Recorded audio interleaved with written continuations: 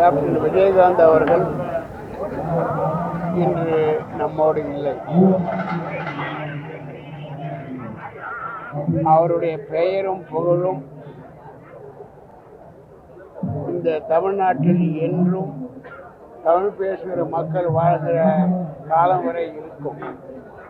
காரணம், அவர் ஒரு மனிதாபிமானி, இரக்க குணம் கொண்டவர்கள். யாருக்கு எந்த உதவி வேண்டுமானாலும் எந்த நேரத்திலும் செய்யக்கூடிய குணம் படைத்தவர். ரசிகர் மூலமாகவும் தொண்டர்களை வளர்த்து இன்றைக்கு மிகப்பெரிய ஒரு எதிர்கட்சியாக விளங்க செய்தவர். அவருக்கு உடல்நலம் நன்றாக இருந்திருந்தால் நாம் இன்னொரு முதல்வரை பார்த்திருப்போம். அது நமக்கு கிடைக்காதது நாம் செய்த மிகப்பெரிய ஒரு பாவச் செயலாகும்.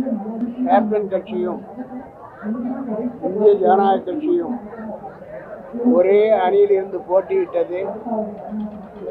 போட்டியிட்ட அந்த நேரத்தில் தோழமை கட்சி என்ற அடிப்படையில் என்னோடு தொடர்ந்து பயணம் செய்து பிரச்சாரம் செய்தார்.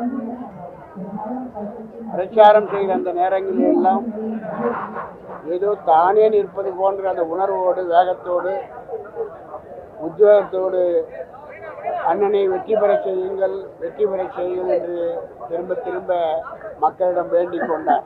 வாழ வேண்டிய வயதில் இன்னும் வாழ வயது இருக்கிறது என்றாலும் கூட மறைந்து விட்டார். மறைந்த இந்த நேரத்தில் அவருடைய குடும்பத்தாருக்கும், சொத்தாருக்கும், உறவினருக்கும் என்னுடைய ஆழ்ந்த இந்திய ஜனநாயக கட்சி சார்பில் ஆழ்ந்த இரங்கலை தெரிவித்துக் கொள்கிறேன்.